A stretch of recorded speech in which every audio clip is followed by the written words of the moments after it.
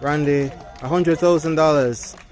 You know, it takes cash to care, as they say. So I'm sure you don't mind it. Your thoughts on this gesture from Tennis Jamaica? I'm just extremely grateful. I mean, it's a wonderful thing that they've done to, you know, take the time and effort to find this money to help with my career, and it's much appreciated on every level. Everything helps, and so I'm glad to see that they're, you know, trying to help.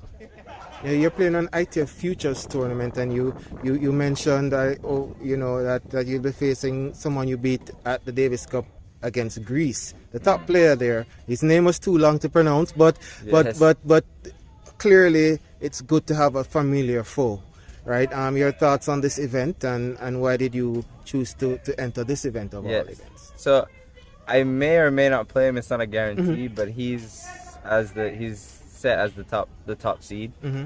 So the draw will be random, but it gives me confidence going into the tournament because, you know, if you've beaten the number 1 seed, that means you definitely can beat anyone else.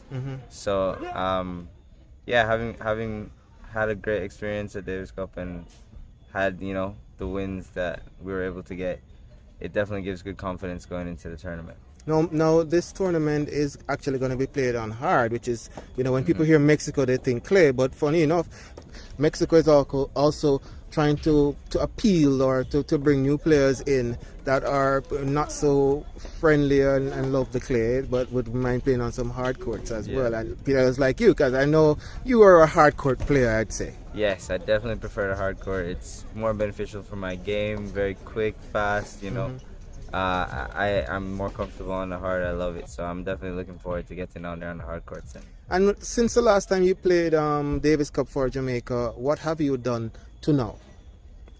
Since Davis Cup, well, took about a week or so just to recover, but then after that, back into the gym a lot. I spent a lot of time in the gym, just trying to improve my strength to help with longevity and recovery time, stuff like that.